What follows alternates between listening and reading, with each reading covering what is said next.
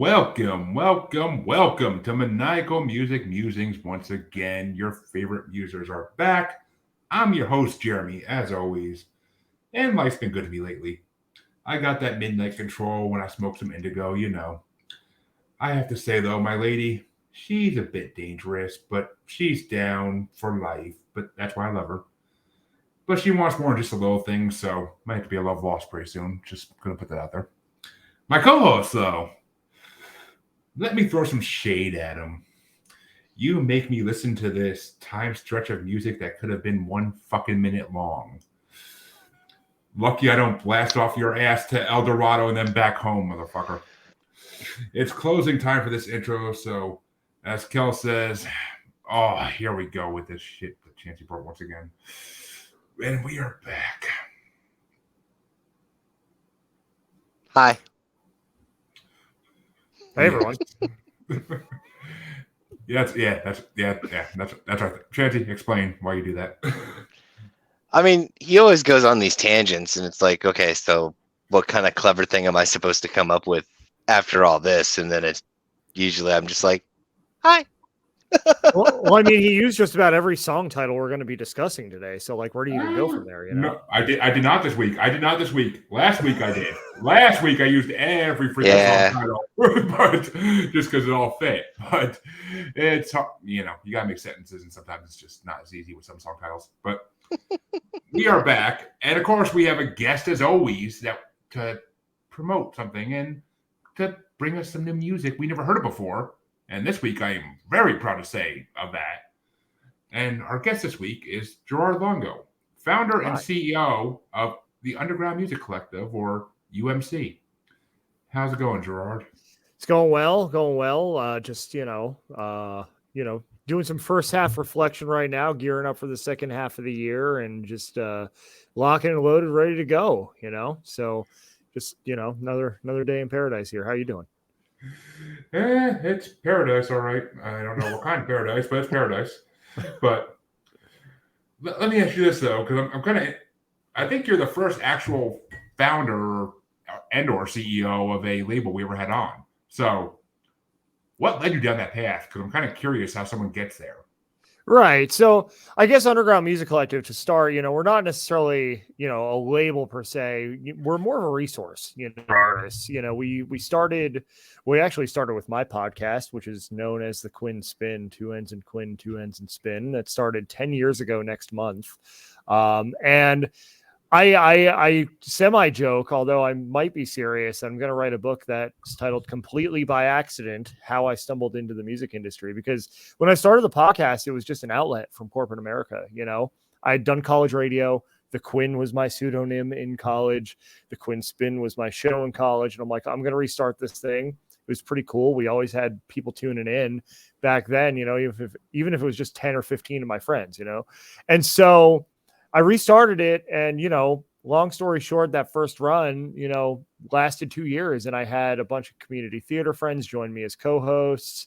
We put on events. We had guests from all over the world. We had just found via the internet through Reverb Nation and other means, and it led me into the industry, and it led me to a point where I became really passionate about the journey of the independent musician and just the independent creative as a whole, having become one in that process. And so from there, moved out to Bethlehem, Pennsylvania from New Jersey, where I started Lehigh Valley Underground, which is the blog component that is now Underground Music Collective that you know and love today. And of course, the podcast still being an element of this. We were a regional publication serving that area of Eastern Pennsylvania. And we did a lot there. We integrated ourselves into the scene. We won local awards. We were putting on events. We were part of festivals in 2016, 2017, 2018. Then the end of 2018, started to think bigger and started to think, where else can I take this thing? And I wanted to go to a music market, and I wanted to learn about the industry, and Nashville came calling. And in November 2018, it was your classic moving to Nashville story, just packed up whatever would fit in my car and drove 800 plus miles. And a few weeks before that, we rebranded as Underground Music Collective, which we've been ever since. And so, of course, we had the blog, we still do that to this day. We write reviews, features, The Quinn Spin gets repurposed as a blog post where you can watch or listen. But also, we've really leaned in a lot more to the educational component of the industry. We have a Wednesday Wisdom series where we have an industry expert share their insights into the industry and their experiences. We have done a bunch of virtual panels earlier this year. We're going to be restarting that up. And we launched a coaching program as well for artists and creatives in the industry who want to shore up the foundation of what they're doing and really be pointed in a direction that's in line with their values. And that's, that allows them to set goals that are in line with the direction that they're truly trying to go, that allows them to connect with their audience authentically. Right. And so there's a lot within this ecosystem that's developed, that is developing. I said at the top of the show, just reloading for the second half of 2023, because I think it's important. I'm currently, kind of mapping out the structure of things going forward to make more sense for where we've come and, more importantly, where we're going. And it's just been the past 10 years since I started the podcast, it's been such an unbelievable ride, and, one that I'm certainly fortunate to be on. And I look forward to continuing for years to come. Well, 10 years. That's the dream. If me and Chancy are doing this in 9 years from now, it'll be 10 years. And at that point, if we can get some artists on, like Insane Clown Posse or any number of artists, any big artists we can get on that's actually known. But we've had plenty of artists who are great and their music is actually amazing, but they're underground, which is kind of your specialty. Yeah. So kind of blends in, but we'd be nice to get some mainstream artists. I don't want no Taylor Swift on here, but still, we'll see. Yeah. I already had to do that one. I already had to do that twice on this show, and I'm good on that. But all right, what album did you bring us, and why'd you pick it? I brought Midnight Control from Dirty Heads, which they actually just released a deluxe edition of that album this past Friday as a recording, but we're just going to go with the standard 10 tracks. The album they released last August, and it's their most recent. And I picked it because, once in a while, once every decade or so, you just have one of those albums that just hits you flush, just hits you immediately. Like every song on it just is appropriate for the moment you're on your journey, right? And then I can think of two albums in my life that have done that for me. It's this one, and back in 2009, Our Lady Peace's Burn Burn. But I picked this one because it's the more recent of the two. It was just released 2022. And I love what those guys are doing, and they're just relentlessly creative. They started, of course, a lot of people know them as like this reggae rock band, but at this point they're touching just about every genre there is, and it's really exciting to, they're almost 20 years in, to hear them continue to develop their sound. And I think that really comes through on a lot of these tracks, and they did a lot of new and interesting things here. And again, just thematically, these songs really resonate, and they resonated when they dropped last year, and they still do in a lot of ways. So just that's my explanation, and I'm sticking to it. It's a good explanation. It is. And yeah. Well, okay. I'm gonna let Chancy go first to his review of it, because I'll do mine last. I got a surprise album here almost. But Chancy, what did you think of Dirty Heads album? I had actually heard of the Dirty Heads back in their like reggae era, if you will, and I kind of feel like I shot myself in the foot, because when we get to my album, I also wish I'd have known the guest we'd have been having on, because I wouldn't have went with my usual go-to. But I really quite enjoyed the change, because like I was kind of expecting it to be the Dirty Heads that I had already known, that all my friends were into. And I was like, what? This is actually a lot different. This is actually pretty neat. And it was very easy for me to come up with a 5 that stood out to me as like solid. Not like to say the rest of them weren't solid, but the 5 that I have solidly stuck out to me. All right. Well, let me put it this way. I may have found a new favorite band. I really might have, because I was literally sitting at work today listening to this in between calls, and I was just like head banging everything at my desk. I probably look like a damn fool, but I was freaking enjoying the hell out of this whole CD. Like, there literally was not one track I didn't like in the CD. it made my pick even better because it just matched up perfectly. But yeah, so I mean, I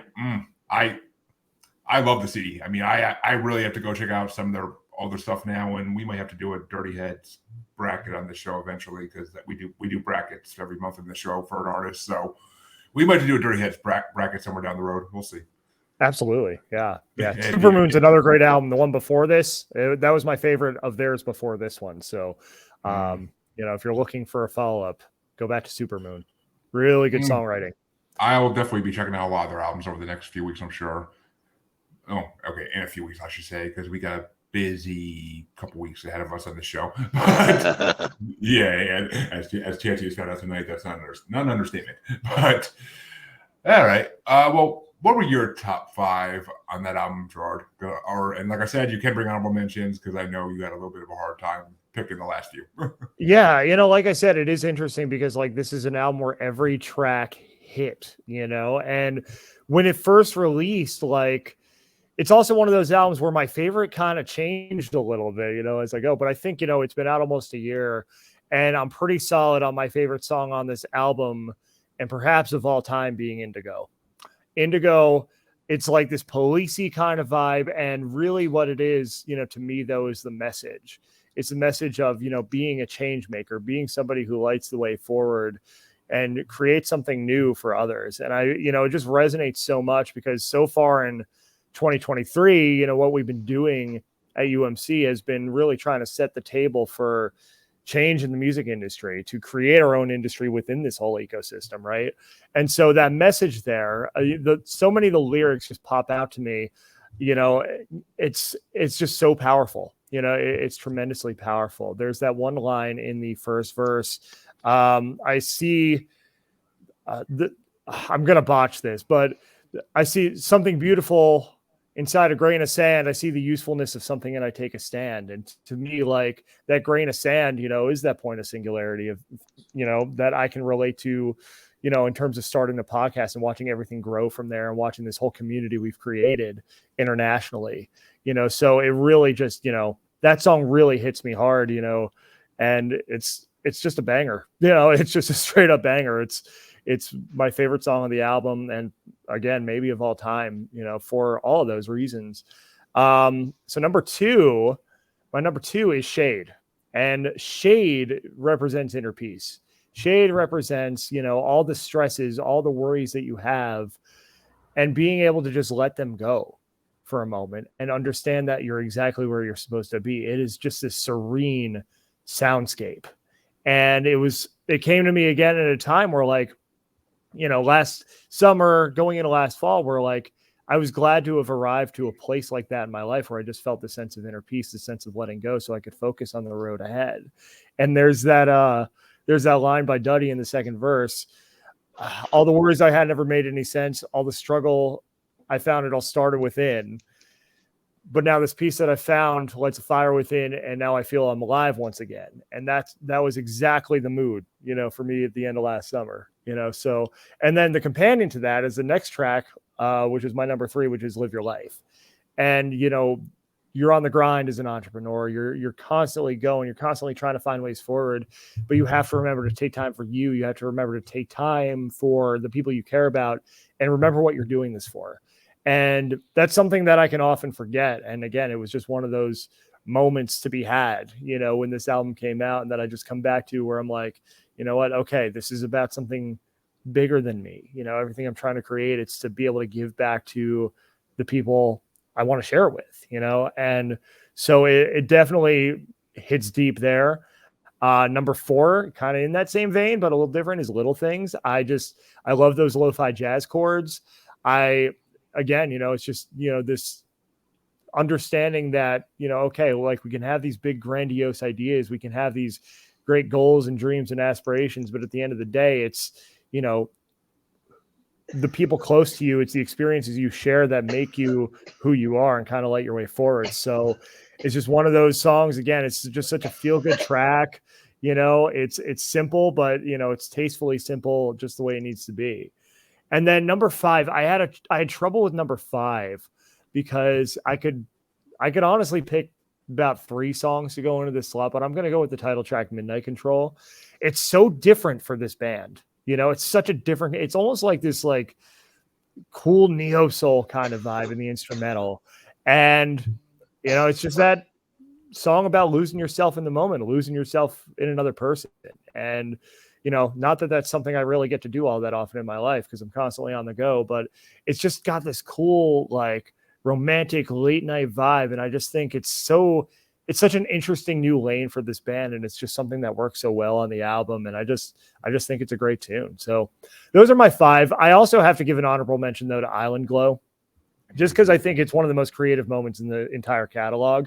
You know, this like battle between these 2 characters, this whole story, you know, and they're dueling over this treasure and eventually they, you know, both take each other out. But it's just this interesting moment, you know, in the catalog. And, you know, when I first heard that song, it kind of caught me off guard. I wasn't expecting it, but it's definitely become, you know, one that I come back to as well. So that'll be my honorable mention. I mean, again, I could list the whole album as an honorable mention, but I'll just give you one. So those 5. So it's Indigo, Shade, Live Your Life, Little Things, and then Midnight Control. And then Island Glow is my honorable mention. Nice. We definitely have something in common, but that's easy to do. And Chancy, what were your top 5? And tell Vito to stop coughing. So honestly, the guest actually listed all of mine except for Shade. He said Shade. Interesting. Yeah. So like number 5 is Midnight Control. Number 4 is Island Glow. Number 3 is Little Things. Number 2 is Live Your Life. And number 1 was Indigo. See, Indigo is such a gem, and they've never played it live. They have not played it live once, and I'm like, come on, this is your best song. Like that's why the whole time I'm like, because every time he lists one off, it's like, oh, okay, well, that's my number this, and that's my number this. Well, I guess my list is gonna be pretty short. I'm so glad that we have the same number 1. Like that makes my day. I know. I was like, what? Yeah. And Live Your Life too, you know, and the one thing I didn't mention about that song is Jared's verse on that. You know, here's a little story about a dude that died one day. Like that is so like he just runs off with it and just like is able to just wrap it all up at the end, and it just works, man. Like it's so I love it. That makes my day. It's amazing. Yeah, it was pretty awesome. Well, I did something special for this album I haven't done in a long time. I pulled a me, and I basically ranked all 10 because I couldn't pick 5. There's no way in fucking hell. All right.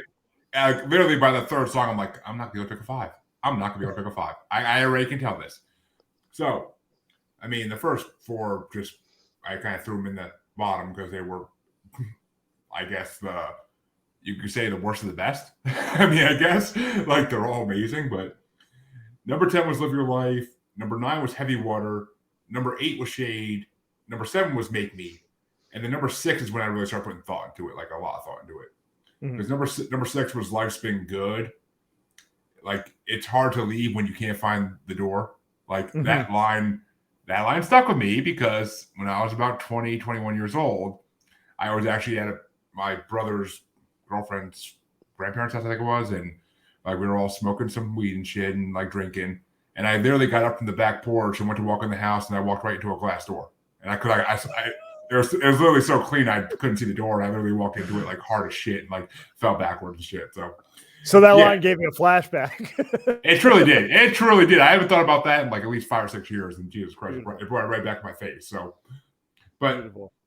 Number 5 was El Dorado because I was thinking about the El Dorado movie that Disney did, like the whole time I was listening to it, and like I was just kind of like hearing them sing the song in the movie, and like hearing this one, it's like it kind of matches up. That's kind of cool. Yeah, and it's like, you know, it's a sneaky good track too, and like for me, it's hidden between all of my other favorites, so it kind of like, you know, it kind of gets lost for me a little bit, but like it's sneaky good. Like by itself, it's a great song. Yeah, and it is. It really is. But number 4 for me was Indigo, because it's just an amazing melody and beat all together. Like the lyrics in every freaking song are incredible. Like I literally put every song on this album into my like songs on Spotify, so I will be hearing them over and over again. But amazing. Number 3 was Little Things, because like you said, that little bit of jazziness and like the trumpets in the background, like that. You put some saxophone, you put some trumpets in a freaking song or some flute, and I'm gonna freaking love it. So, like, especially if it doesn't belong there, like if it's something that like normally doesn't go together, like it just makes it even better.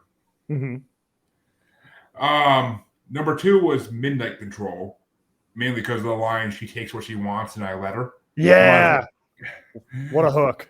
It's a good hook, and it actually reminds me of a lot of my exes. So, likewise, no comment.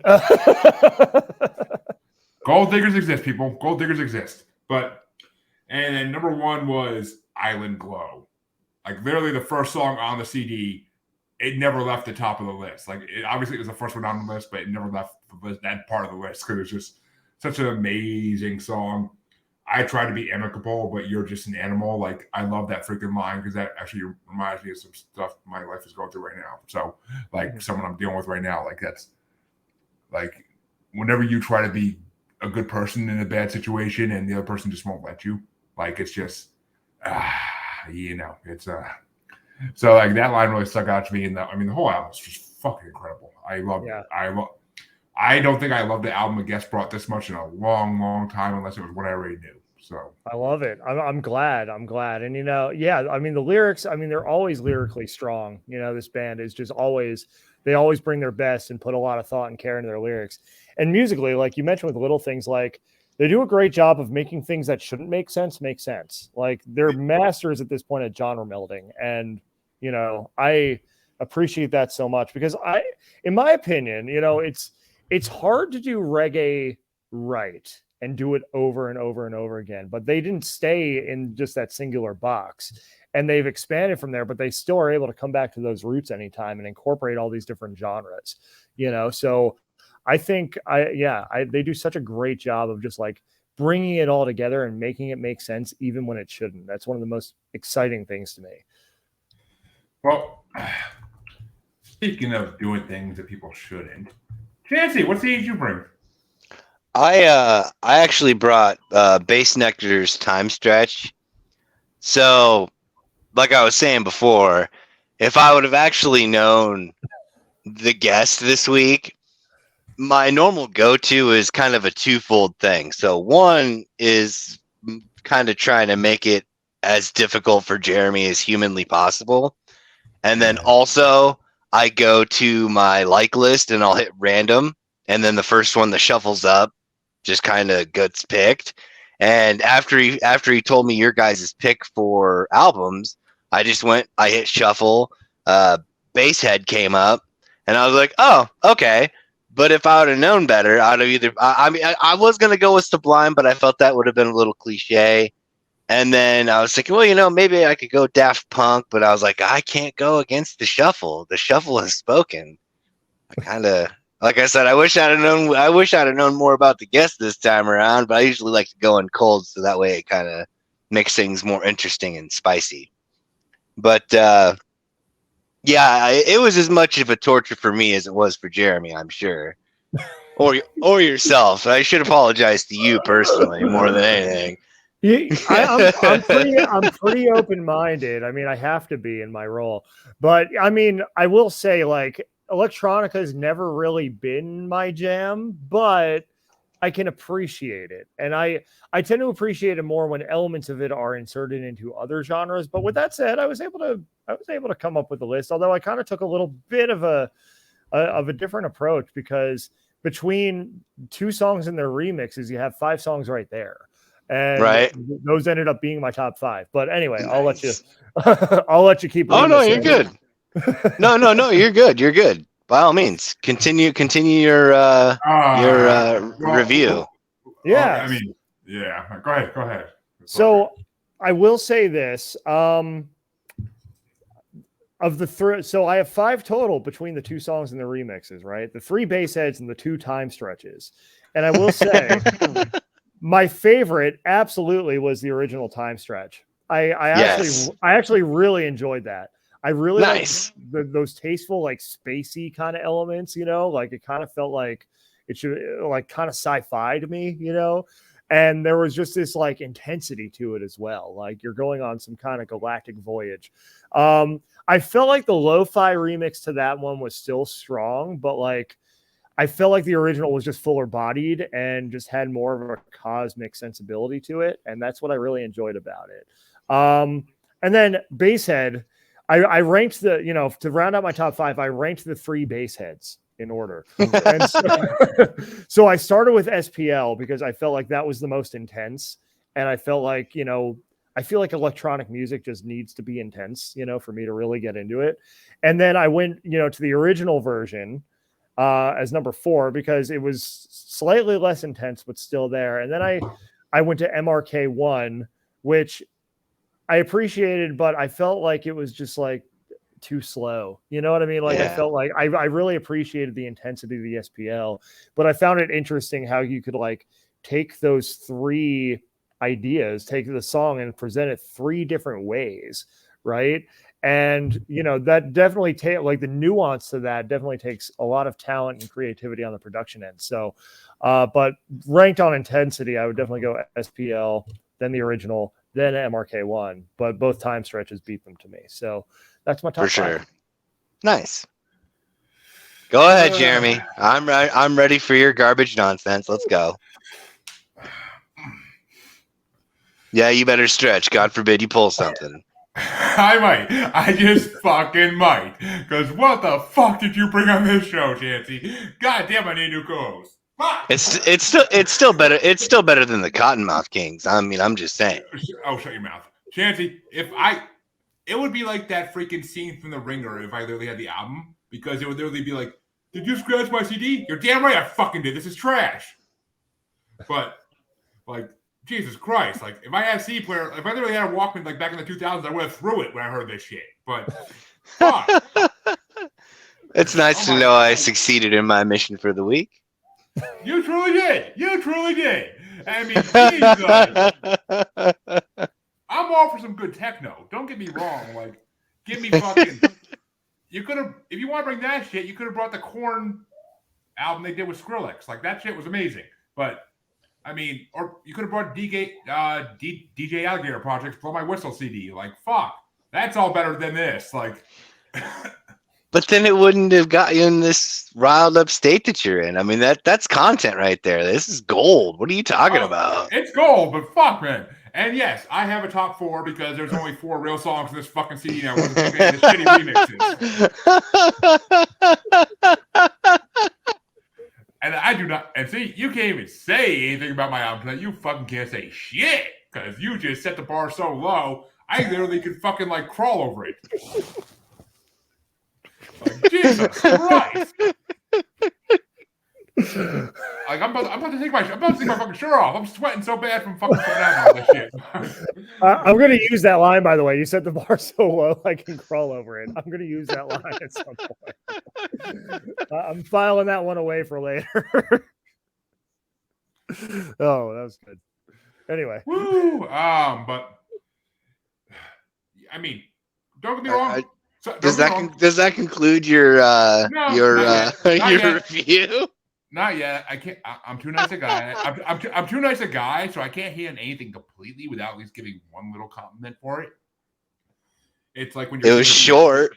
It's like when your kids. It's like when your kids are bad, and like you're a horrible kid, and then it's like, but you're creative. But it's like a couple, like 1 or 2 of these were not horrible to listen to. It just should have been like 4 fucking minutes shorter. But it could have literally been a minute long and would have sounded just as good. But so yeah, but Chancy, what are your top? Whatever the fuck number you picked for this atrocity of an album? I'll put it that way. So yeah, for number 5, it was actually Mark 1, Basshead Mark 1. Number 4 was Timestretch Mark 1. Number 3 was Blast Off. No, I'm sorry, SPL. Number 2 was Blast Off, and then number 1 was Basshead. I mean, I think you're a basshead if you're listening to this fucking album, but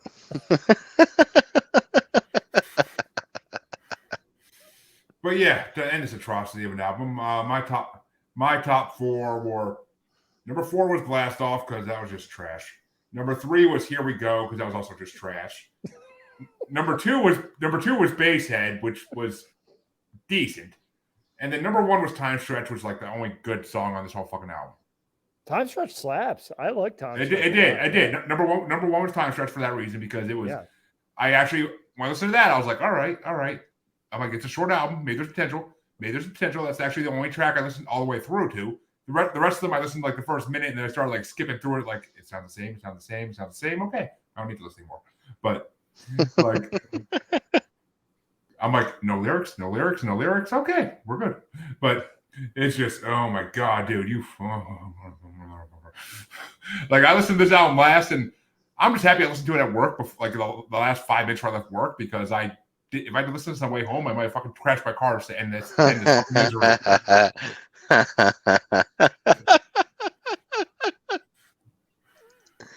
Like fuck. There's always next albums, buddy. There's always a next album. It might have broke my fucking speakers I put it on my car. I don't fucking know. Like it might have been so hard with my speakers, might have committed suicide. But Jesus. By all means, Jeremy, delight us with your god awful pick of the week. God awful my ass. My album is actually fucking way better than yours was. Thank you. Way better. But I mean, that's like really not saying much. I purposefully shot low on this one. Oh, you couldn't shoot any lower if you're laying on the ground, but yeah, Jesus Christ, oh my God, he can't even compose himself to talk about his album, probably because he knows how trashy it is. But we'll get to it. No. But actually, okay. Well, first things first, Chancy. Read the banner.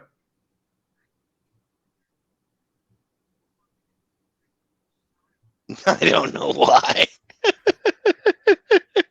Because I just had to do it. I had to do it. The shuffle spoke, man. What can I say? I do as the shuffle commands. Well, you're a slave to the shuffle, and you shouldn't be. Unless it's the electric shuffle, you shouldn't be a slave to it. But the album I decided to bring this week, because as soon as I started listening to his album, I was like, ooh, I know a band that matches with this perfectly. And, it's just going to throw a little, it's going to give Chancy a little bit of a hemorrhoid maybe, so I'll have to do it. And the album I decided to bring, which I think is a much better album than the first time I brought this band on a couple weeks ago, my album was Kottonmouth Kings Sunrise Sessions, because it's a traditional stoner album. And it's, to me, I mean, I listened to my album and your album, Gerard, while being stoned. So my stone went away by the time I got Chance's album, and thank God, because I probably would have went away anyway at that point. But I picked this album because it matched perfectly. It matched perfectly with what I heard the few songs I played fairly quickly of your album to pick mine. And I mean, I love the Kottonmouth Kings, and this album I actually appreciate just as much now as I did 10 years ago, unlike the other one I brought on. So, I mean, this album has a lot of just good feels in it, and basically a song for every mood. That's a great part. But so, I mean, that's why I brought it. I really don't need to go that much into the Kottonmouth Kings that I did a couple weeks ago, and our listeners know who they are by now and how much people hate them. But what did you think of the Kottonmouth Kings, Gerard? This was an album that I didn't expect to enjoy as much as I did. I wasn't quite sure what to expect. I was vaguely familiar with the Kottonmouth Kings from when I think it was MTV2 was a thing, and I saw one of their music videos back in 2001. But I hadn't really followed them, but I, always interested to give it a try. And yeah, I enjoy this more than I thought I would. And yeah, there's an interesting genre meld here again. A lot of good feels, like you said. I would say, I'll start from the bottom this time. I'll go number 5. Hold off your top 5 because we gotta let Grandpa Puts down there give his review. I was gonna say I can wait. It's fine. He can talk about his. I'm not waiting. Okay. Well, it's like a band ripping off. Regular listeners already know my my certain feelings for this. I can't even. I don't even know that the English language has a term that would quite encompass the just sheer deplorably awful nature of this band.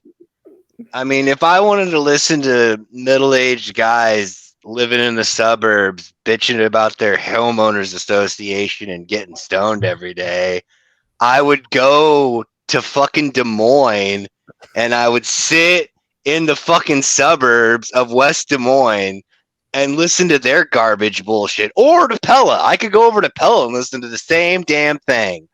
And you know what? I wouldn't have to spend money to do it. I could just go there for free and listen to the same garbage nonsense that was encapsulated in whatever recording this horrible thing was, and then mass produced. This went out and was collectively listened to by God knows who. We put people on watch lists for lesser things, for God's sake. See, it's funny because you can't even talk because your album was just trash. So, like, okay, so my album might be trash, but it may not. My album at least won't keep me 100 yards from a fucking playground. Shit, man. It might. It just might. It might keep you 500 yards. It might keep you 500 yards away from a playground, for God's sake. I gotta stop. I gotta let Gerard breathe. He's like somebody get him a paper bag. I'm good. Jesus Christ. Like, I'm not gonna be responsible for the first fatality on the show. Okay, that's not on me. It will be one day, but we already had one guest have to leave the screen to die laughing and then come back. I'm good. I got it. I got it together. I'm good. Well, for my own CD, I had three honorable mentions. Of course you did. Hey, I actually had more honorable mentions for Gerard's CD than mine, so that's saying something. Yeah, his was a lot better. That's exactly what it says. My first, I'm gonna blast you off from fucking El Dorado to your house. I swear to God, like it's gonna be a whole punch. Send me to the city. Send me to the city of gold, man. I don't care. Send me to El Dorado. No. We're going to El Dorado together. Then I'm gonna fucking blast you home once I get there, and I'm gonna take all the gold and leave. So. It's gonna be a Hulk punch, and you're gonna be flying across the continent. So yeah. But the first honorable mention I had was "Down for Life" because it's a beautiful song about their road to where they got, of how they got to this album, basically, and all the people they've worked with, and basically how big they got in the first 10 years of their career, and how they got huge. They started their own fucking record label and had 20 artists on at one point. Like, you can't disrespect what they did. They made so many good artists. Madchild wouldn't be a thing without them. Swollen Members wouldn't be a thing without them. Freaking Head PE wouldn't be as big as they are without Kottonmouth Kings. Oh boy! Hey, Head PE is fucking amazing. Gerard Longo is a master. Okay, I'll bring Head PE sometime soon. But my next one was Cruising because it's just a good song to drive around stoned to, and it's got good vibes. I mean, it's just got good vibes, happy vibes. And then the last honorable mention I had was Said and Done because it's just it's a good way to end a CD, and it's a very peaceful song. Like, at the end of the day, when you're sitting there smoking a blunt, like, you can just put that on and just be like, relaxation completely. Number 5 was Back Home because who doesn't love being back home after being out? It's the greatest thing in the world when you're out of your house all fucking day, running errands you want to run, and then and then you come home and it's just amazing. Like you just want to go back home. Number 4 was Ganja Days because I love that song. Like it's the perfect smoking song. Like they had the perfect melodies with their voices in it as well to match the music. And I mean, I love the way they actually can sing and rap at the same time. Like it's just incredible. Rip Rock is just amazing. And just to put it out there, Kottonmouth Kings walked so that Dirty Heads could run with this album. They did because they came out a decade before Dirty Heads did. So yeah, this is 2011. Yeah, and well, this album is, but I mean, they started in the early 90s. right. But yeah, it was even to see the marriage of genres and how well it's pulled off in certain spots in this album. Yeah, it definitely gave me. Yeah, it definitely like kind of triggered some of that for me too. Yeah, like kind of seeing how things have evolved in the landscape since. I'm just laughing because Chancy's looking down like, oh my God, I can't believe I'm through this. Don't encourage him. The Dirty Heads got there on their own merit. Don't let him think that awful band had anything to do with anything awesome ever in the history of all time. See, anywhere. It doesn't work as well, Chancy, when the guest doesn't agree with you. So number 3 for me was Closing Time. Because it always made me think of like that other Closing Time, like more rock song that I forget who did it. Semisonic. Yeah, I was gonna say Semisonic. Yep. Yeah, I mean, it reminded me of that, but like kind of different, but kind of similar. Like I think Semisonics might come out a few years sooner, but I'm not sure. Like it was around the same time, I think. But I'm pretty sure Semisonic came out in like the 90s, man. Like 97, 98, I want to say. Yeah. I was in middle school for that. Yeah. Yeah, same. Yeah. True. I think I was in. 98 was a pretty solid year for music. Yeah. Well, yeah, that's when Kottonmouth Kings came out, one of the best albums. And number 2 was Love Lost because Love Lost has always been one of my favorite songs by Kottonmouth Kings, and it's a great breakup song. Like I've used it so many times in my life for breakups. It's a great breakup song. Like it describes exactly what you're feeling and I mean, I love their beats. Like their stoner beats are just amazing. Like you could tell they're stoned as fuck whenever they make music. Like, I mean, obviously it's Kottonmouth Kings. It's in the name. And all their videos, they literally are wearing like freaking the mask and everything too. They just freaking get stoned as shit. And number 1 was She's Dangerous. Because who doesn't like a song about a dangerous woman because they exist everywhere in this world? So I'm married to one. But so I mean, those are my top 5. I mean, I enjoy this whole fucking CD just because it's so peaceful. I mean, it's just so peaceful. Sunrise Sessions. It makes sense. It's literally a CD you could put on first thing in the morning when smoking. Like when you're waking and baking, like it's the perfect CD for that. And Chancy's like, oh, son of a bitch, you kidding me? But Gerard, what were your top 5? Okay, so I will say there was a stretch, that I thought was the strongest stretch on the album, and those songs comprise about 3 of my top 5 here. I'm going to start though with Boom Clap Sound. I just thought the hip hop verses were really strong. There were some bars in that song, and I just thought it was a really, really strong effort, in that regard. Couple tracks before that, you had California, which feel good vibe, one of those moments on the album that just gets you in an elevated mood. And then I had written down in my notes here, California was feel good, and My Garden was feel gooder. Because I felt like it took that, it took the vibe of California and took it up another notch. Love Lost was also on my list. I just really love that interplay between the reggae and dubstep influences. I thought it was really well done.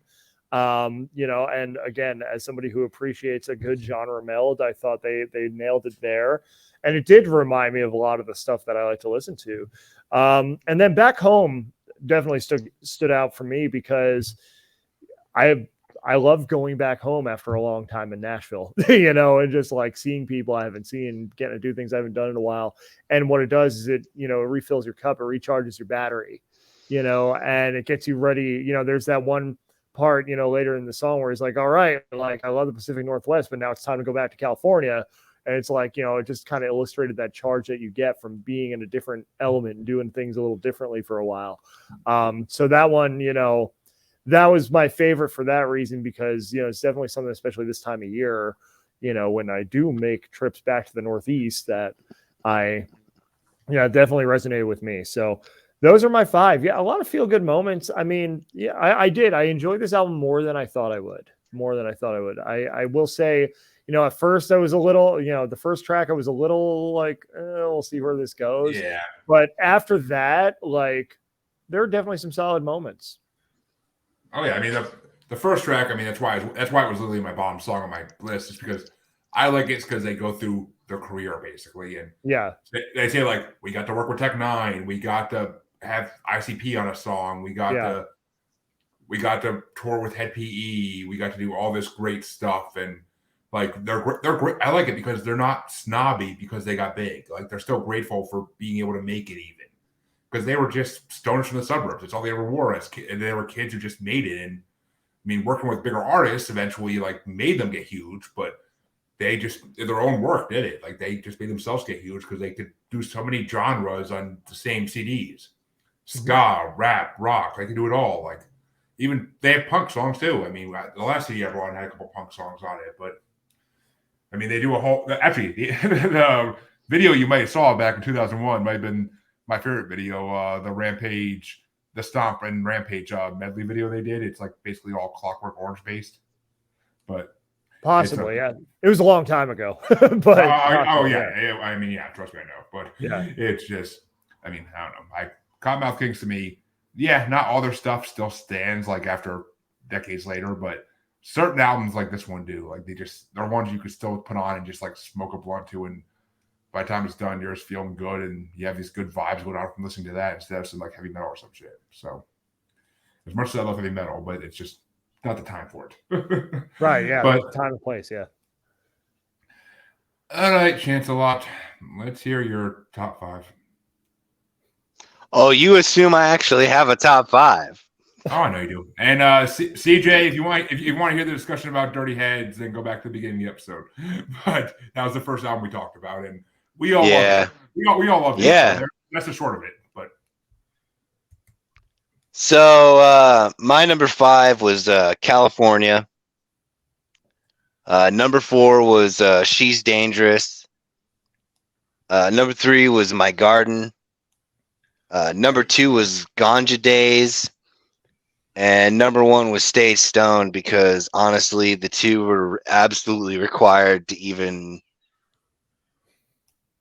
attempt to digest this audio garbage. This is stoner music. You have to be stoned for it. It's stoner music. Like, I mean, but it sobered me up, though. I mean, what's the point of that garbage if it doesn't do the desired result? I mean, it couldn't have sobered you up as much as your album did. No fucking way in hell.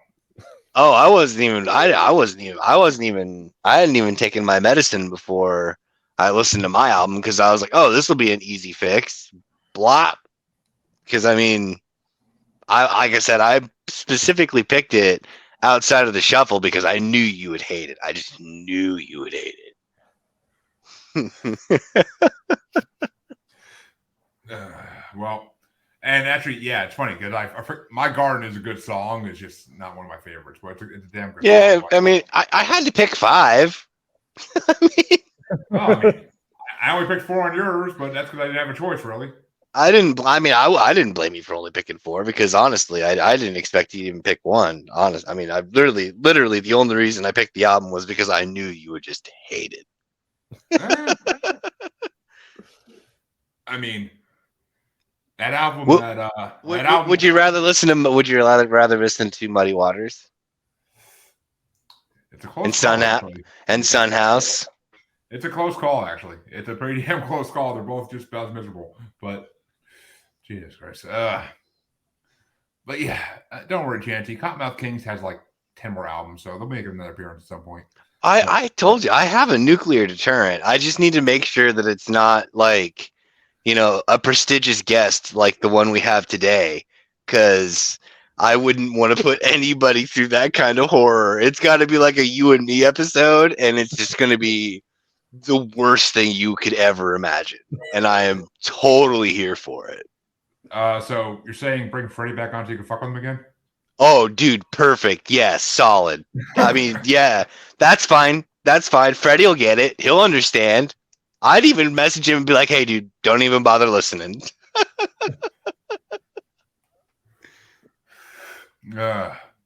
Or better yet, just bring Michael Colby on and let him fucking shit over it. Well, I mean, I would tell Michael why I brought it, and he'd probably just be like, oh, dude, this thing was so awful, but I totally get it.